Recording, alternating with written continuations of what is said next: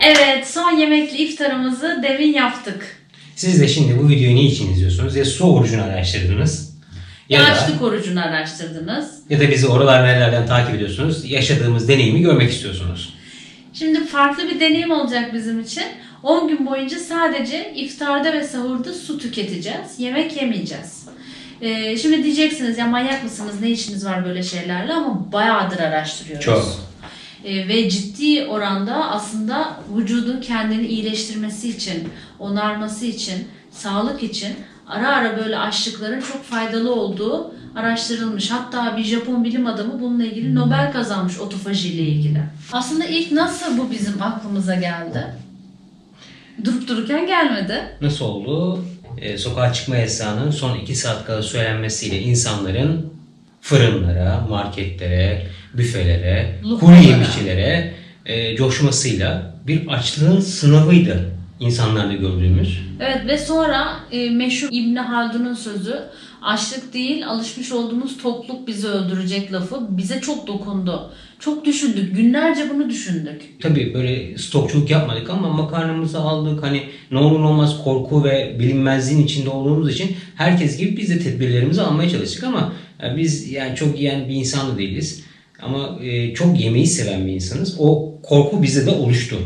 Ve sonra düşündük. Hani bu kadar korku ne için? İnsanoğlu şu kadarcık bir yemekle de doyabiliyor, gününü geçirebiliyor. Muş. Araştırmaya başladık. Ve daha sonra aç kalarak, zaten Ramazan ayındaydık. Şu anda da öyle. Aç kalarak vücudun ne değişimler yaşadığı, nasıl bir iyileşmeye girdiğini araştırmaya başladık. Sonra kan grubuna göre beslenmeler olduğunu öğrendik. Kan grubunun nasıl evrimleştiğini anladık. Sıfırdan başlayıp A'lar, B'ler, AB'lerin çıktığını, bunların yavaş yavaş gelip yemesi gereken ürünlere de baktık tabii ki. O başka bir konu. Ama bu bizim bayağı bir hayatımızı değiştirecek belli. Şimdi daha sonra su orucunda karar kıldık ve dedik ki biz o zaman Ramazan'ın son 10 günü zaten Ramazan'da oruç tutuyoruz. Nefsimizi terbiye ediyoruz bir şekilde. Her zaman her istediğimizi yememeyi öğreniyoruz. Bir dur demeyi öğreniyoruz. Tamam o zaman yokluğun içinde olanların halinden anlıyoruz. Yardımlaşma var her zamanki gibi. Okey bunlar var. Bir de o zaman bu hem nefis terbiyesinde bir de vücudu ekstra bir iyileştirmeye gidelim dedik. Otofaji. Yani ne demek? Vücuttaki bütün o çöpler hücrelerde toplanıyor biliyorsunuz biyoloji dersinden. Bu hücrelerde toplanan çöpler yakılamayabiliyor. Ne oluyor bu sefer? Açlık olduğu zaman, vücuttaki glikoz bittiği zaman, yağlar bitince o hücrelerdeki bütün çöp, toksinler yenmeye, enerjiye dönüştürülmeye ve atılmaya başlanıyor. Müthiş bir şey. Mükemmel. Yani sonra araştırmaya daha çok devam ettik. Bunun içine girdikçe zaten kayboluyorsunuz. Tabii uçlarda olmamak gerekiyor. Yani amacımızın ne olduğu, sağlık olduğunu. Yani insanlar bunu aslında kilo vermek için de yapıyor. Yani bizim kilolarımız öyle amşan bir abartılı bir kilomuz yok. Tabii ki yağ oranımız yüksek. Ama öyle göründüğü zaman bize şişko demezsiniz ya da kilolu demezsiniz. Ama burada tamamen mantık açlıkla yaşadığımız, yani açlığın bizi korkuttuğu noktaya gelmek.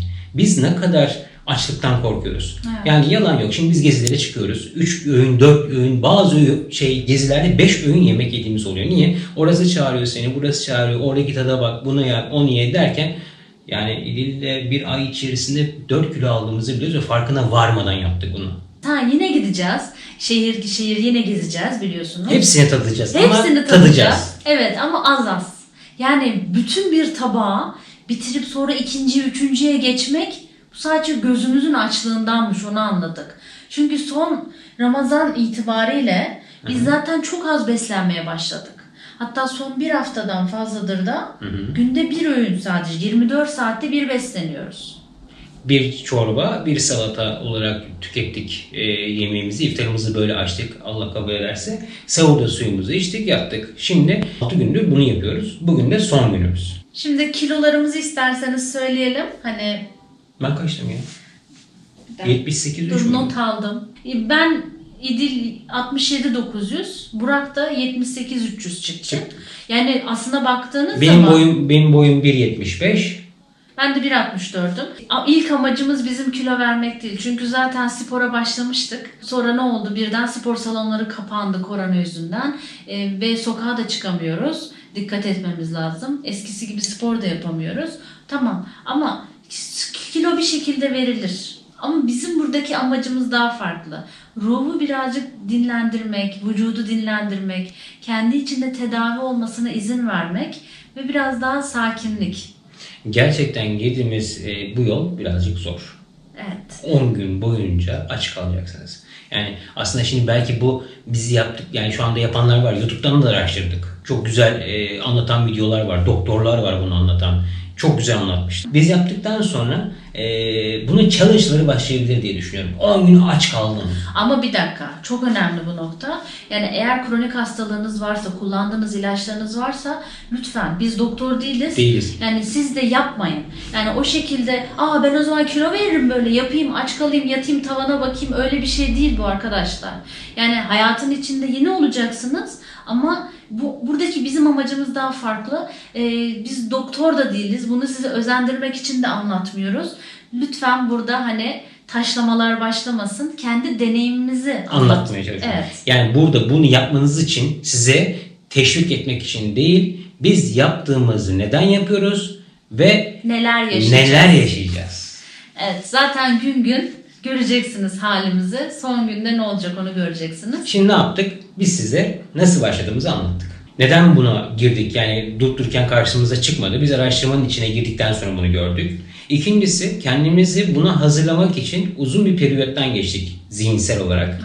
Evet. Bunun içinde bulunup ama bizim şanslı tarafımız eş olarak yapmamız bunun çok büyük bir vesiledir diye düşünüyorum. Çünkü birbirine destek olabilirsin, sorunlarına bakarsın, bir şeyin var mı, hani problem var mı? Çünkü gerçekten problem yaşayabilecek konular da olacakmış bunun içerisinde. Korkutma için söylemiyoruz ama bunları hepsini zaten gün gün göreceğiz.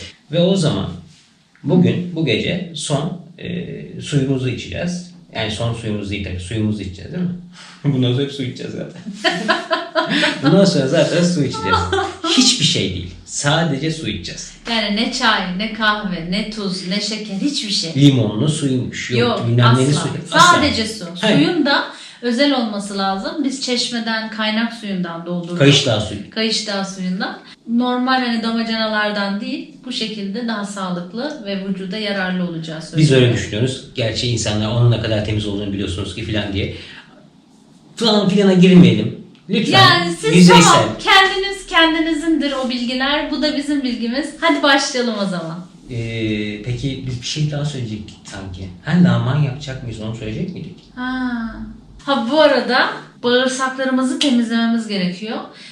Bunun için de lağman yapacağız. İlla laman yapmak zorunda değilsiniz. Sinemaki de içebilirsiniz. Başka şeyler de içebilirsiniz. İngiliz tuzu diyorlar. Doktorunuza danışabilirsiniz. Temiz bağırsakla, temiz vücutla sorucuna başlıyoruz.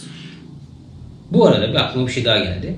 Yani biz sadece su içerek bu orucu tutuyoruz. İsterseniz insanlar şöyle de yapanlar var. 10 gün boyunca su, meyve suyu, işte taze sıkılmış, ıspanaklı, oylu buyu bunları tüketip de bu orucu tutanlar da var. Bunun yararını görenler de var ama hangisinin daha sağlıklı olduğunu söylersek onu ben bilemem. Bunu yapın diye anlatmıyoruz. Kendi deneyimimizi anlatıyoruz. Hadi başlayalım. Hadi başlasın beraber. Çak. Bitti mi?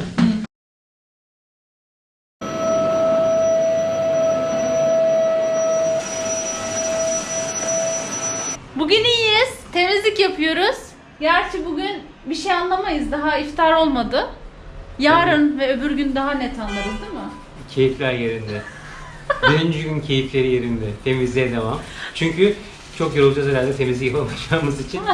Şimdiden halledelim dedik. Bir 10 gün, 10-15 gün.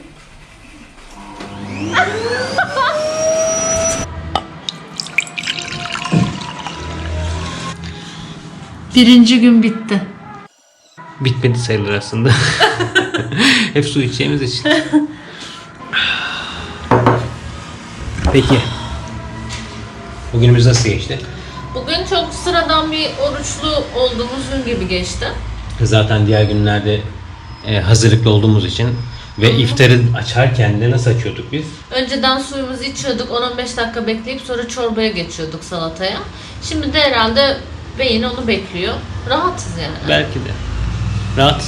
Çok güzel geçti günümüz. Şimdi bu havamızı bakalım 3. 4. gün atabilecek miyiz? Yüzümüz gülecek mi bakalım. Pars. Ne haber, nasılsın? İyi, sen nasılsın? İyi. Aslında bugün 2. gün. Evet, saat kaç? 6:20 var. İyi, güzel. Biraz sabah ağzımız kuruyarak uyandık ikimiz de. Kupkuruydu.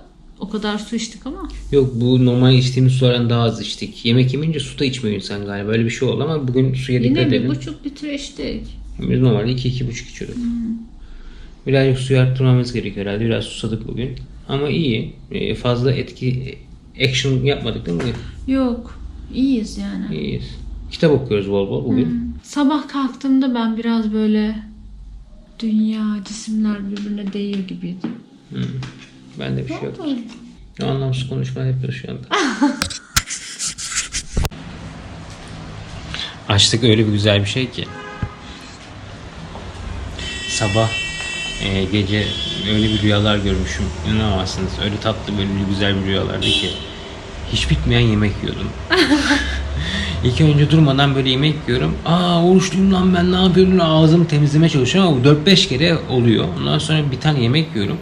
Ama yemeği yedikçe ağzımda öyle bir solum, öyle bir büyüyor ki bitmiyor yemek. Yiyorum da yiyorum.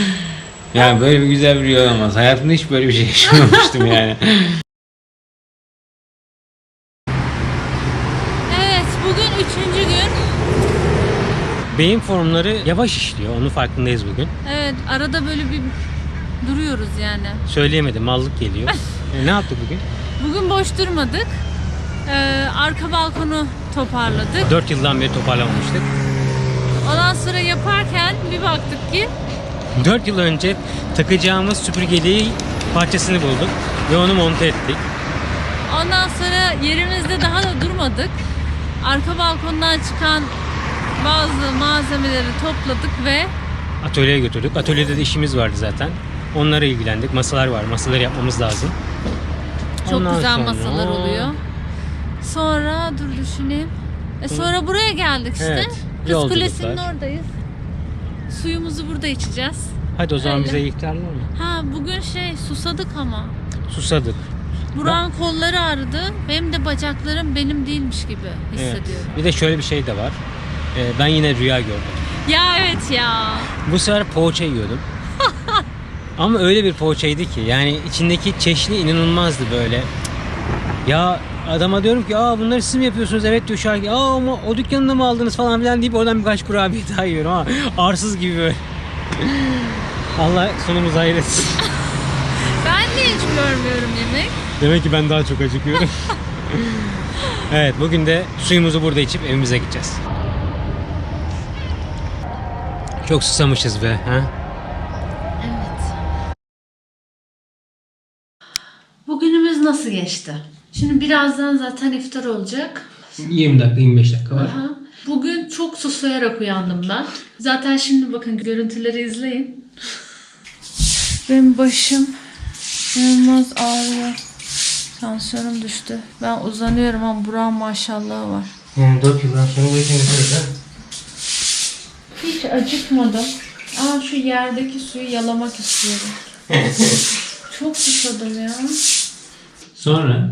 Dün akşam bacak ağrısından, kol ağrısından, Burak da kol ağrısından çok zor uyuduk.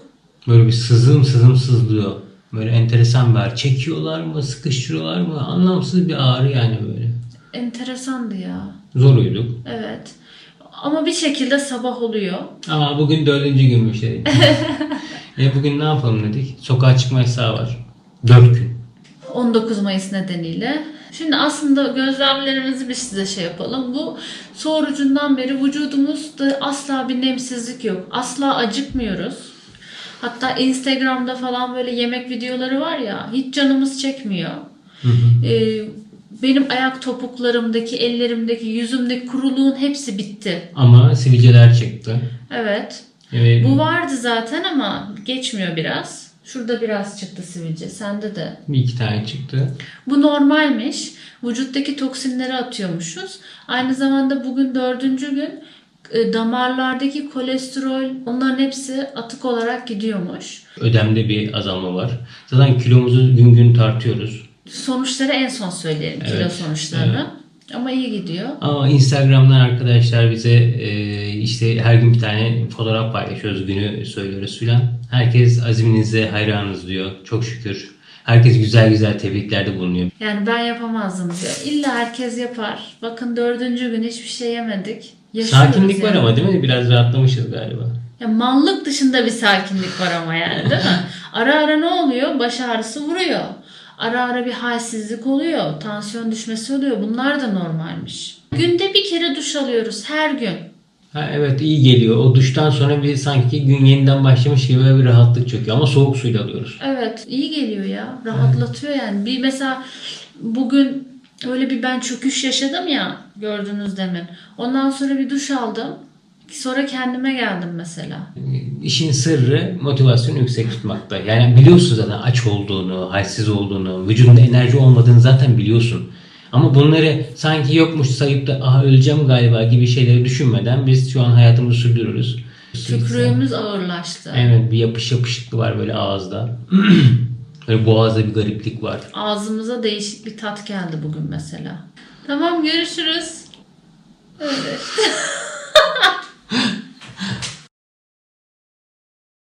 Bugün benim için daha zor geçiyor. Çok susadım. Bir ara ağzımı çalkaladım. Daha da çok susadım.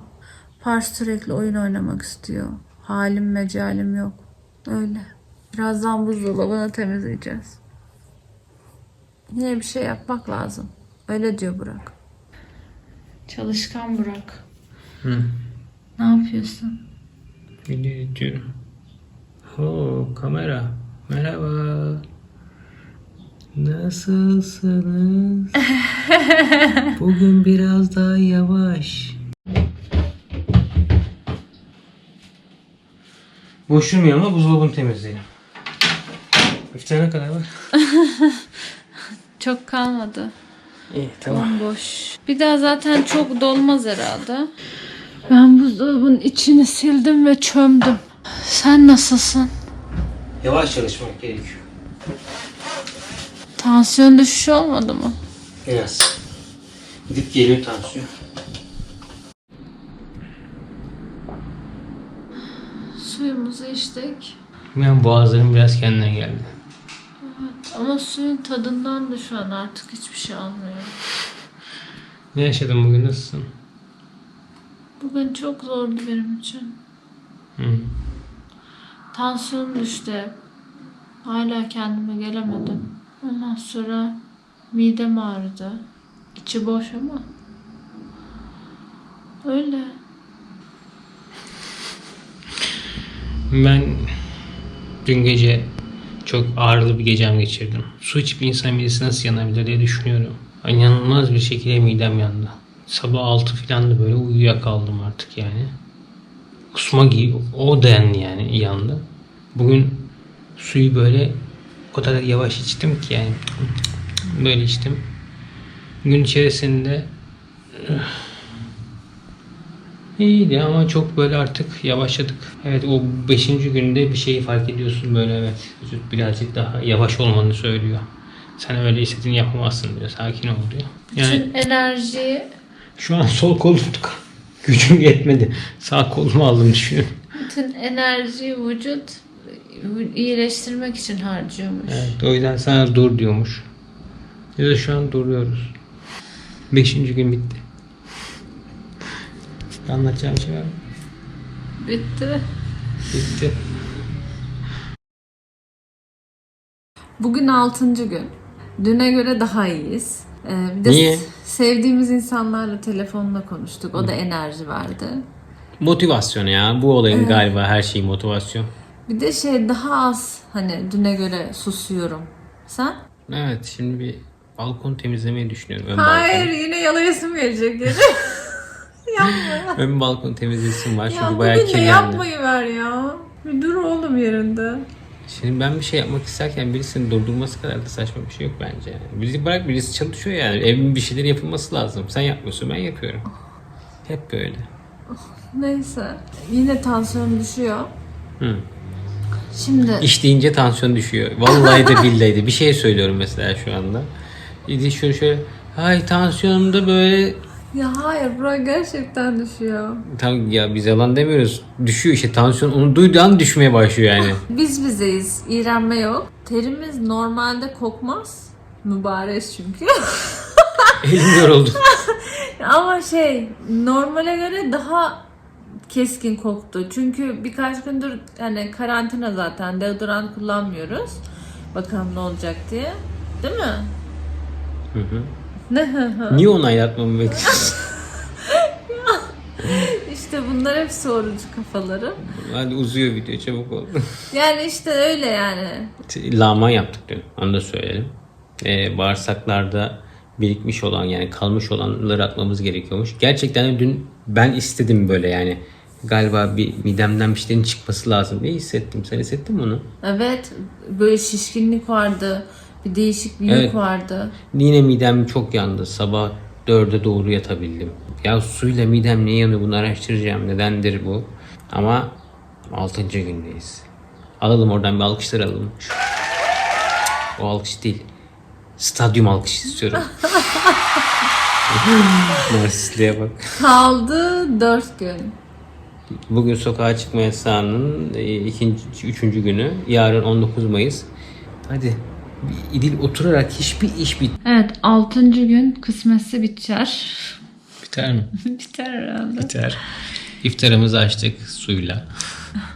Ailemiz arayıp bizimle dalga geçiyor. Çok mu fakirsiniz de suyla iş yapıyorsunuz, hayatınızı idame ettiriyorsunuz diye. Bazı takipçiler mesela Instagram'dan çıkardılar. Evet Instagram'dan enteresan bir şekilde takipçi azaldı. Bu herhalde sorucundan bazı storyler koyuyoruz işte. 6. gün, 5. gün, 4. gibi de. Enteresan. O da bir tespit. Halbuki bu yurt dışında da birçok dinde de uygulanan bir şey. İlginç. Hani herkesin kendi kararı. Bu da öyle bir anımızı anlatmak istedik. Evet. Aşırı derecede bir koku hassasiyeti oldu bende. Sende oldu mu?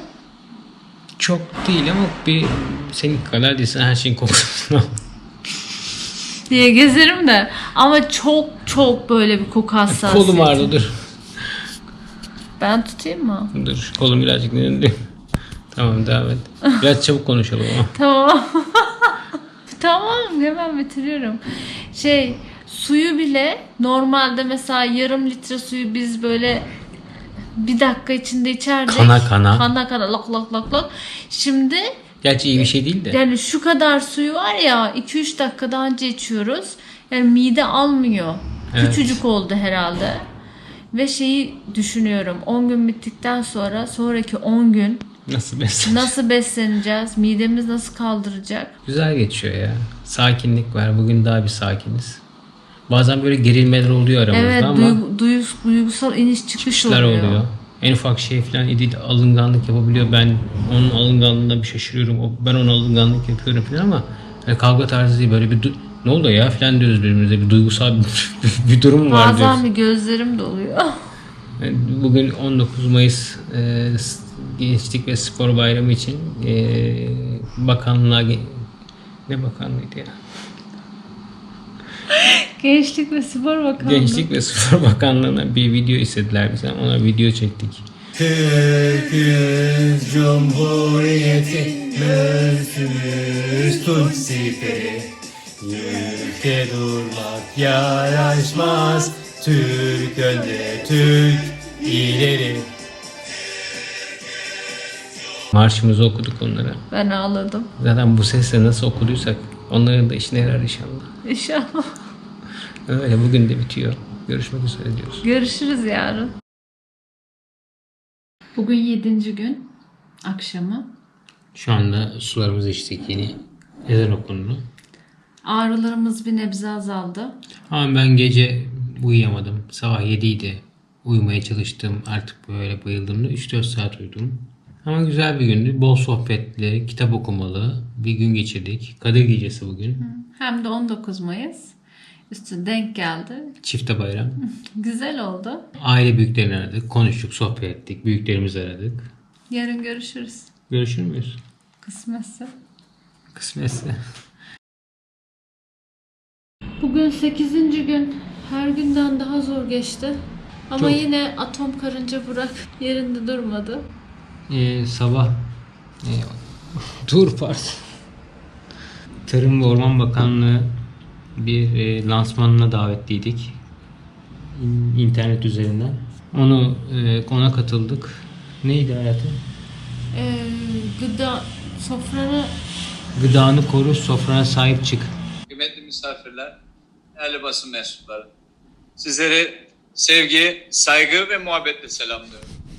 15 yıllık bir aranın ardından geçtiğimiz Lansmana aylarda davetliyiz, gerçekleştirdiğimiz Tarım Tarım Orman Bakanı'yla. Şurası'nda ortaya koyduğumuz Üstümüz ne güzel gömlekli 38 ama eylemden alt taraf. üçüncüsü ve en önemlilerinden biri olan gıda kayıp Yeni bir proje. Konuşamıyoruz farkındaysanız. Evet ama bu çok enteresan bir şey oldu. Bugünkü suyumuzu ben yarım bardağa kadar lıkır lıkır içtim. Evet, ben komple bitirdim, dayanamadım. Evet, ilk defa böyle bir şey oldu. Hızlıca içebildik. Demek ki aşırı susamışız. Ama sonra benim midem şişti. Sonrasında da balkonu temizledim. Çok pisti. Orayı hallettik. Öyle bugün çok yorulduk, çok böyle ya dur oğlum. Vücudumuz birazcık halsiz ama güzel. Ama son iki. Sonraki ve güzel bir gün değildi. Görüşürüz. Kes.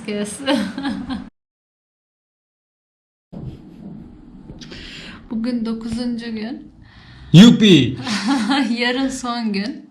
Son 2 gündür ben daha iyi hissediyorum. Yani benim yine tansiyonum düşüyor ama biraz daha vücudum alışmış hissediyorum. Dişlerim çok ferah.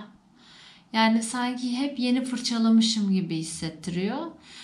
Cildim bebek gibi oldu şunun haricinde. Bu da geçer elbet. Allah kimseyi açlıkla imtihan etmesin. Yok ben öyle demiyorum. Allah herkese açlıkla imtihan etsin. Ya tamam, çok önemli bir imtihan. Çok şey öğrendik.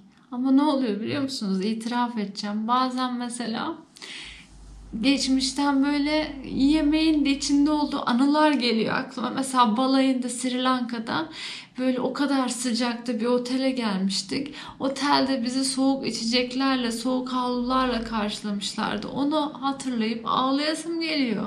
Amerika'dan dönünce ailem terasta mangal yapmıştı. Onu hatırlayınca oturup ağlayasım geliyor. Gözüm doluyor. Yani öyle. Yarısı. Öyle bugün bir yürüyüşe çıktık. Hava güzel, serin. Yağmur çiseliyor. Fışkiye'den böyle fırlatıyorlarmış gibi.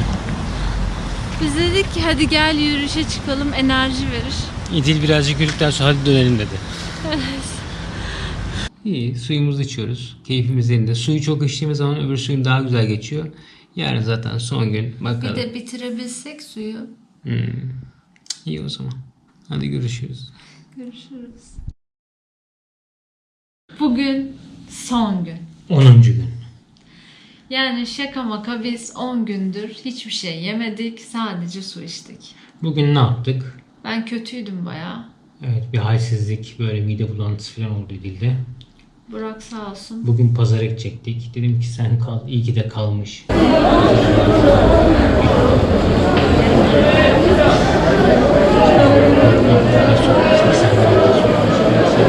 Kalabalık vardı. Alışverişi yaptık işte. 10 gün kadar daha beslenme şeklimiz değişik olacak her zamankinden. Orucumuzu açtık. Son sularımızı içmedik tabii. Hayatımız boyunca su içeceğiz. Yarın Arife yine oruç tutacağız ama meyve suyuyla orucu açacağız. Yani hala tabii ki halsiz birden gökten enerji inmiyor. Ama meyve suyunu içtikten sonra daha iyi oluruz. Nasıl besleneceğinize dair de asıl o çok önemli. Bundan sonrası. Aha. Özellikle 10 gün ne kattığınız yemeğe, aşama aşama hangi gün ne yediğiniz. Vücudunuz ödem tutabilir. Sonra rahatsızlık yaşayabilirsiniz. Onlarla alakalı problemler var. Aylin Salih Hanım rahmetli Doktor hanım. Onun kitabını babamızın kütüphanesinde vardı. Onu okuduk. Zaten onu araştırıyorduk. Sağ olsun vatana millete çok hayırlı bir iş yapmış. Allah rahmet eylesin. Onu tavsiye ederiz size. Bize çok büyük yararı oldu, motive oldu. Bir de 18 yaşından küçükler bunu yapmaya çalışıyor arkadaşlar. Yani bu öyle Gelişim çağındasınız. size gerek yok. Daha durun ya. Sizin zaten vücudunuz çalışıyor, çok aktivite. Biz bunu rahatsızlığımız olduğu için de yapmadık. Biz bunu nefsimiz için yaptık. Başta bu kilo vermek için yapılmadı. Biz bunu otofaji için, yani vücudumuzdaki bu zamana kadar yediğimiz besinlerin, sağlıksız besinlerin atılması için yaptık. Yani sen 18 yaşında ne kadar kötü beslenmiş olsan da onun vücudun bir şekilde atıyordur. Birazcık daha spor ve hareketle bunu halledebilirsin diyoruz. Uçlarda da yaşamayalım. Denge çok önemli. Ya da bilerek hareket etmek en önemlisi. Kulaktan duyma bilgilerle değil. Bildiğiniz gibi videonun başına demiştik zaten. Biz bu su orucuna başlamadan önce zaten çok uzun zamandır beslenmemize çekidüzen vermiştik. Çok değiştirdik. Aha, yani bünyemiz ona hazırdı. Ona rağmen ben çok zorlandım yani. Bu çok kolay bir şey değil. Kesinlikle kolay bir şey değil. Sakın aklınızdan bunu çıkarmayın. Yani güllük gülistanlık mevzu değil. Büyük bir irade ve nefs mücadelesi. Gerçekten birazcık kendinize güvenmeniz ve motive etmeniz lazım. Ama bütün işin sırrı motivede. Herkesin çok sorduğu soru bu Instagram'da. Kaç kilo verdin? Kaç kilo verdiniz? O yüzden Kaç kilo? açtım bunu. Gün gün söyleyelim bari. Ben 1.4 kilo vermişim. Burak da 1.1 kilo vermiş. Üçüncü gün ben 1.3 kilo verirken Burak 1.2 kilo vermiş. Bu arada aklınızda mısın? Ben genelde sadece uzandım. Burak hareket halindeydi. Çok da fark eden bir şey olmadığını buradan göreceğiz zaten.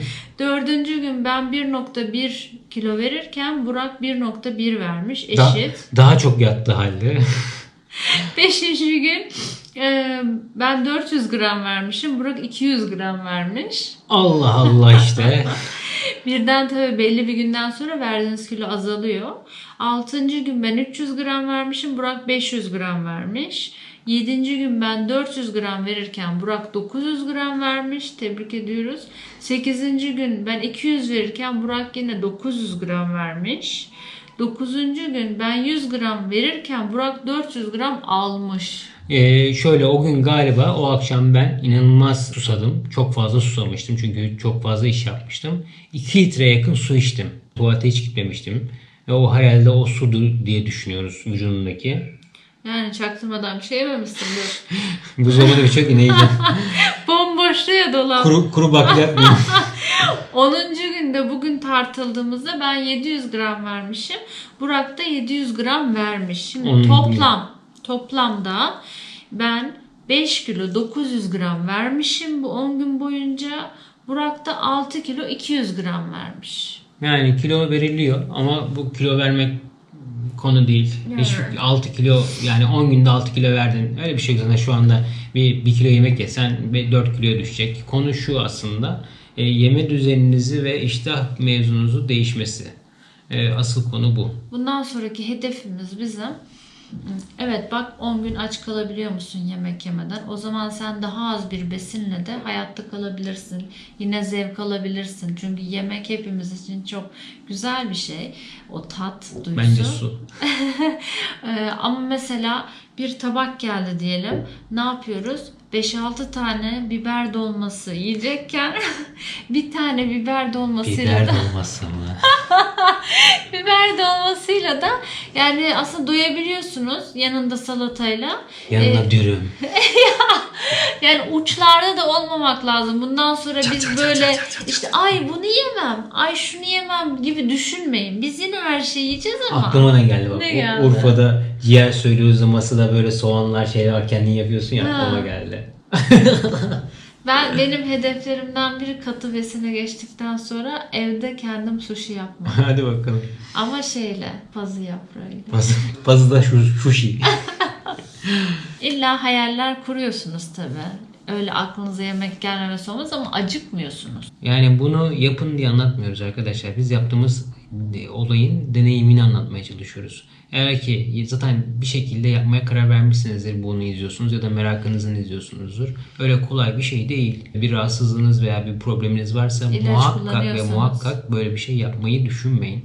Çünkü aslında bunu yapmanızı da öneriyorlar ama bunu biz söyleyecek kapasitede insanlar değiliz. Evet, önce bir Biz tahlillerinizi gezginiz arkadaşım yani. Biz yaptırın. gezginiz. Biz Hayat tecrübemizi paylaşıyoruz. Biz yaşadıklarımızı paylaşıyoruz. biz gidip yiyenlerdendik, anladınız mı? Neler yaşıyoruz bakın yani. Ama insan yani yediği kadar terbiye edebilecek dedik biz. O yüzden. Ve yapabildiğimize inanıyoruz. Ve 10 gün boyunca Allah razı olsun senden. Senden destek de. verdin. Bu 10 günü atlatabildik. Sen daha çok destek verdin. Ha, ağlamak yok. Ağlamak yok. Ağlamak. Tamam. Ay yerim seni. Yani baktığınız zaman böyle bir durum var. Buraya kadar izlediniz mi çok merak ediyorum. Yani videonun burasına kadar izlediyseniz helal olsun size diyorum. Çok teşekkür ediyoruz. Konuyla alakalı yorumları bırakın, cevap verelim. Hatta sorularınız çok önemlidir çünkü bu videoyu başkaları da izleyecek. Yani Ya da insanlar- kendi deneyimlerinizi yazın. Herkes buraya girdiği zaman kendinden nasıl, neden, niçin sorularının hepsini bulabilsin. Çünkü burada her şeyi açıklayamamış olabiliriz. Ya da her şeyin bir cevabını da veremiyor olabiliriz. Hatta soruların çoğunun cevabını da veremeyiz. Ama bir platform oluşmuş olur ve daha çok kitleye, daha çok yararımız olabilir. Dünya bunu yapıyor arkadaşlar. Sadece Türkiye değil. Dünya bu açlık orucunu kullanıyor. Hastalıklarında 21 günde, 40 günde çoğu hastalıkları, yani kanseri yendiğini söyleyen insanlar da var. Yani o yüzden boşu boşuna yapılmış bir şey değil bu. Bir challenge değildir. Aç kalma challenge'ı, yani insan niye kendini aç bıraksın abi? Niye böyle bir şey yapalım yani? Ya bu kadar nimet varken niye aç kalalım? Bu soruları soruyorsunuzdur siz de. Ama vücudumuzdaki bazı değişikliklerin olabilmesi için bunu yapmamız gerekiyordu. Mesela ağrılarımız bitti. Baş ağrılarımız bitti. Cildimiz bebek gibi oldu. Ne kadar halsiz, yorgun olsak da hareketimiz, hani enerjimiz geldi. Ben inanıyorum organlarımızdaki, bacaklarımızdaki ağırlık gitti çünkü. Benim o bacaklarımdaki ödem, şişlik gitti. Daha da çok gidecek. Şimdi bir de 10 günlük periyot var. Yani insanlar belki de şunu diyordur. Nereden bileceğiz ki bu kiloda olduğunuzu? İzleme arkadaşım o zaman diyebilirim ben sana. Yani benim sana ya da bir başkasına yalan borcum yok ya da bunu sizi kandırmak için çekilen bir video değildir. Bu bizim deneyimimiz. O zaman kalın sağlıcakla. Ve ben bunu eşimle yaptığıma çok şükrediyorum. Ben de. Her şeyi ne yaparsanız yapın, aşkla ve sevgiyle yapın. Bu sorucunun en büyük bize verdiği güç aşk ve sevgi. Sabah kalktığımızda birbirimize baktığımızda bugün kaçıncı gün? Yarın kaçıncı gün diye bunu diyebiliyorsanız ne mutlu size. Eşiniz olmayabilir ama kendinize motive edecek bir şey bulun. Hadi o zaman kapat bakalım. Görüşürüz. Elini de kapat. Oğlum düğmeye bas. Daha beyin şey olmuyor, bir dakika. Üstü.